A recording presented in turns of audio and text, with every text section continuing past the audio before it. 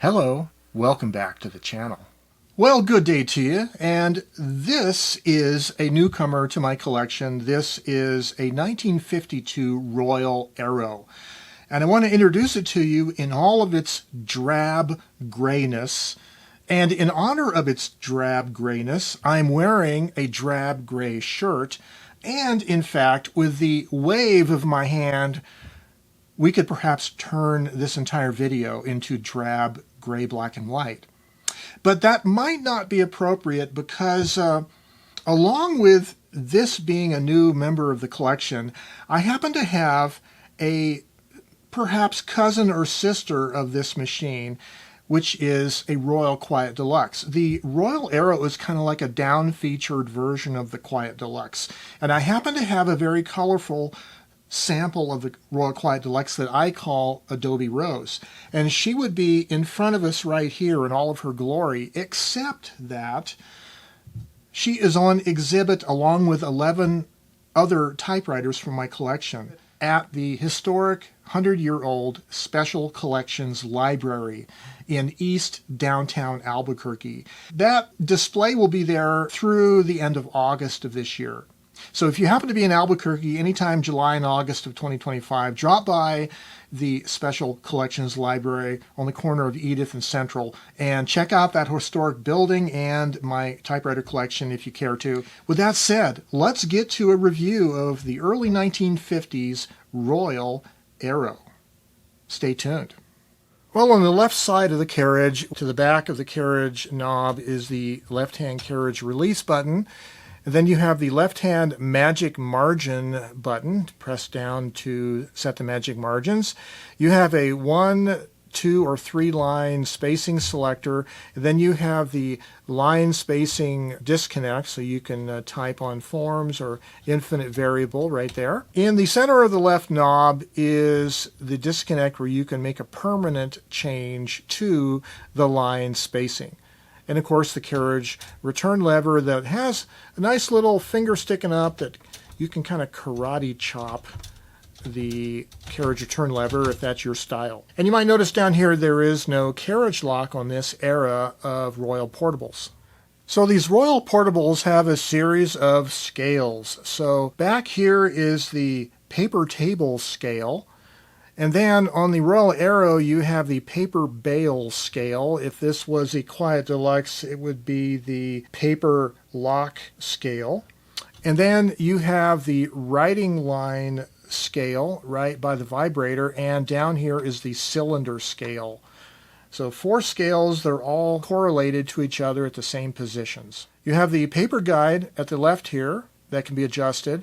And you might notice that the paper table scale beginning at 0, but it actually goes back to -6 and +88 on the right-hand side. So 88 plus 6 is 94 character wide typing line total. On the right side of the carriage, you have the right magic margin button, the paper release lever, the carriage release lever, and the right platen knob. So besides not having tabs, one of the big differences between the Quiet Deluxe and the Arrow is the Arrow has a conventional paper bale which just flips up like that, and the paper release will release the feed rollers and raise the bale like that. But the Quiet Deluxe of this era has what's called an automatic paper lock, which is very similar to the way the paper bale works on the Royal KMM. So the Quiet Deluxe would have this automatic paper lock feature that the Arrow doesn't. Arrow has the simple paper bale. The way this works is on the KMM example, you push the automatic paper lock, which is the paper bale, forward and stick your paper in, and then when you turn the platen knob, the paper will feed up behind the automatic paper lock, and when you push it back, it pushes the paper against the platen and gets it nice and flat. That feature is missing from the Arrow. The QDL has it. So that's the only other feature really besides tabs that the Arrow doesn't have. And oh, the Quiet Deluxe has the rabbit ear style paper fingers in the back. The Arrow does not have paper fingers, paper support fingers in the back. On the left side of the front of the keyboard, you have the ribbon reversing lever. You can manually reverse the ribbon, and the position of the lever tells you the direction that the ribbon is currently moving in. And then underneath the ribbon covers the touch control. It goes from 0 to 9. And on the right side is the bichrome setting, bottom, top, and stencil. I do like the trim, kind of Art Deco trim around these knobs in the front. And unlike the later Royal Quiet Deluxe version, this does not have the push button, release button to release the ribbon cover. This is just a metal logo itself. So on the Royal Arrow, this empty space here, this is where the tab key would have been on the Quiet Deluxe. Margin release is to the right side of the keyboard, and backspace is to the upper left of the keyboard. And if you lock this shifting, you can release it not only from the left shift key, but you can release the shift lock from the right shift key as well. The Royal Arrow does not have a carriage lock, neither does the Quiet Deluxe of this era. Instead, the case lid provides the feature. So there is a centering device built into the right side of the case lid. This bracket is intended such that when you fold the lid down, it will hit the carriage release. It'll release the carriage rack gear from the escapement and protect the escapement in the case of the typewriter receiving a sudden jar or shock when it's in its case. And also, the knobs will further prevent the carriage from moving very far in the case laterally when it's being stored and carried. Well, I tried to film with a camera inside the case closing, and this bracket looks like it doesn't actually go down far enough to press the carriage release button. So this bracket does look oddly shaped, like it is perhaps bent, but I think the intention is it was originally supposed to be pressing the carriage release button when the case is closed on the machine. On the left side of the lid is this angled bracket, and the angled bracket serves to push the carriage release lever in as you close the lid. Also, there are 4 locking levers to lock the typewriter into the base of the machine, 2 on each side. So it seemed that in this era of Royal typewriters, they like to put special names to their features. So this is the disappearing card finger, like that, and you push it up like that. It's similar to the ones on the full-size Royals like the KMM, but the full-size Royals have kind of a push button to make them pop up, where these have to be operated manually. But there is your disappearing card finger.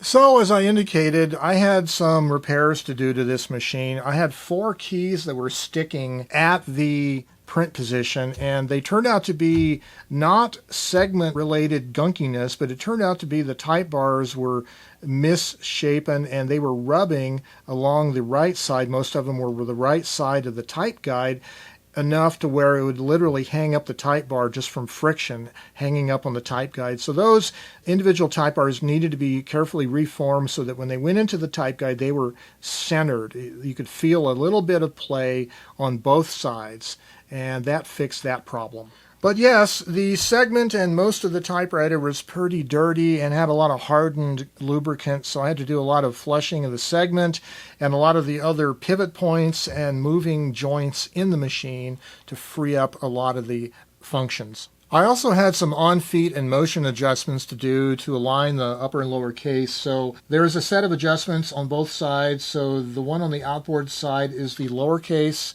and the one on the inboard side is the uppercase adjustment. You loosen the nut, turn the set screw, and then tighten the nut without turning the set screw to get the adjustment locked in. Do that evenly on both sides. So a lot of the work I had to do on this machine was related to the magic margin. So first of all, this panel that covers the magic margin area was misshapen in the back, and part of the consequence of it being misshapen was the magic margin adjustments were rubbing on the inside of this cover, keeping them from moving properly. But one of the main problems was this square bar, this tabulator bar, was really gunked up with hardened dirt and grease to the point where these magic margin adjustments, these sliders, would not slide. So these have a set of springs that are designed to, once you push the magic margin button, it will free up the margin control to slide along the bar until it hits the stop where the print position is that you currently have.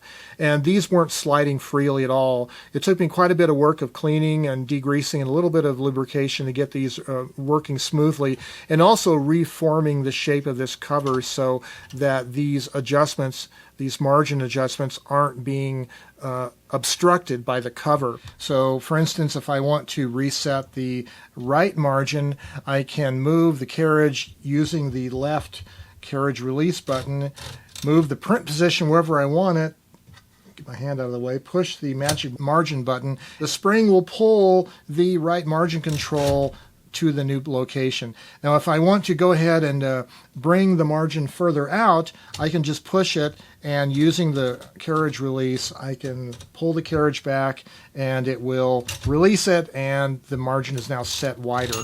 And of course the same thing happens with the left margin. So one thing about these American-made typewriters from the mid-20th century is they're using thin sheet metal body panels, and you can see one problem here that I haven't fixed yet is this left body panel is a little bit deformed, and you might be able to see right here it's rubbing a little bit on the magic margin button. So I need to take off this end cap and reform this a little bit so I have a little bit more of a gap in here. Otherwise this left button is going to stick on me when I try using the left magic margin adjustment.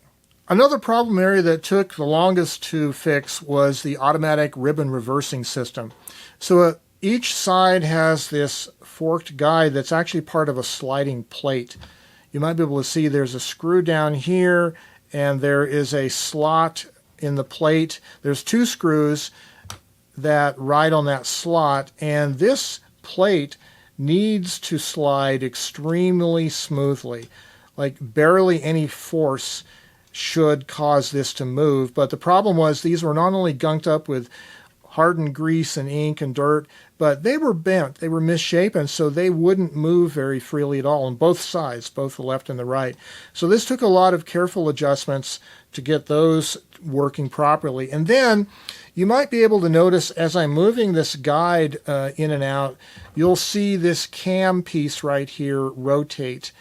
And what that cam piece does is when the ribbon comes to the end, the eyelet on the ribbon pulls this arm out, and that rotates this cam, which drives a vertical arm down through the bottom of the machine to the ribbon drive system to force it to reverse.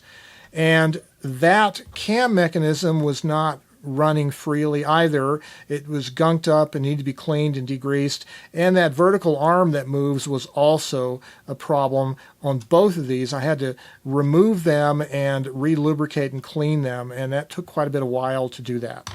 Underneath the machine, this horizontal shaft here is the drive shaft that runs the ribbons, and as you type it rotates like that. So there is a drive sprocket on the right side and on the left side of the shaft. And the way this works is the shaft will move side to side to do the reversing action. So right now with the shaft toward the left, this sprocket's engaging the right spool. So the right spool is driving the ribbon, left spool is freewheeling. And then when you reverse the ribbon, the shaft moves like that. This sprocket disengages, the one on the left engages, and the ribbon goes the other way. So right in here is a little cam, and there's a spring mounted behind it. And when the shaft reverses, the spring clicks to the other side of that cam, as you might have heard. So one of the problems that this had was when you reverse the ribbon to one direction, there will be a little bit of play on that spring, between the spring and the reversing cam, like that. And on the other side, there should be equal amounts of play. Well, the way it was when it was reversed like this to drive from the right spool, it had less play than on the left driving position. It had a lot more play. So in order to even up the amount of play on that, there is a set screw on this cam. You can loosen it, and then you can slightly move the cam back and forth and retighten that set screw. And that has the effect of altering the position of the shaft relative to the cam. So now there is equal amounts of play at both reversing positions. So the problem that this had was when it was driving from the left spool, when the right spool emptied of ribbon, the eyelet on the right end would push the guide, trip the reversing like this, so it would reverse direction, start driving from the right side, but shortly thereafter, it would reverse itself back and start driving from the left spool all over again. So it was only using a small amount of ribbon on the right end of the spool. And so by recentering the spring relative to the cam right here, I was able to even up the amount of play in it, and that helped an awful lot to get the machine to perform properly. Also, you can't really see, it's very difficult to, but those vertical plates that move down from the top ribbon spool into this area here that does the reversing, those were dirty, needed to be cleaned, and I actually, on the left side, I had to actually remove that plate, clean it up, and straighten it out, reform it so that it was moving a little more securely, a little more easily. This sprocket right here is the ribbon drive, so as you type, it will turn. My flashlight's acting up. As you type, this ribbon drive sprocket will turn and drive the ribbon, and then you can manually reverse the ribbon here and here with this U-shaped bracket that pushes the rod left or right. And there's a little bushing that supports the drive rod on this side and on the other side, and those little bushings were really dirty and clogged up with old grease and dirt, and that also prevented this from moving as freely. So cleaning it up thoroughly, relubricating it, and then getting the reversing system balanced so it would work properly at both ends of the ribbon was really key to fixing that problem. So incidentally, when you're working on this ribbon drive problem, it really helps to remove the ribbon cover. And on both sides of the ribbon cover, you have these support guides on the right side, and you have to take off this screw with a curved washer on both sides, and then there are two screws on each side on the hinge plate behind the body to take off also in order to remove the ribbon cover. And getting these screws and curved washer back into place is real tricky. You basically have to tilt the typewriter up on its side and be very careful and hold your mouth just right in order to get it in properly. So these Royal portables of this era are pretty commonly found used in the United States in thrift stores, antique stores, op shops, etc. But if you do find one, be aware that sometimes it looks like the carriage is stuck because both magic margin buttons have been pushed down, like somebody might have set something on top of the typewriter, pushed the buttons, and then the carriage doesn't move. Well, if that's the case, bring it up to the counter and make sure you ask for the discount that it's broken. I've done this. In fact, I remember that one time. Excuse me, ma'am. I'd like to buy this typewriter, but I think it's broken. Can you give me a discount? Oh no, you typewriter people, I'm on to you. You come in every week, you set the margins in the middle, and then you say the typewriter won't work. Sorry, Buster, that doesn't fly. Well, once I ironed out the mechanical problems with this machine, and most of it, or at least most of the effort I put into, involved the ribbon reversing system. But once I did that, this machine has proven to be a nice little typer, and, you know, it is a kind of a common understanding that a lot of the Quiet Deluxes have a, what you might call a finicky touch on the keys, and if you don't have the right technique and or if your machine isn't set up properly, they can skip spaces.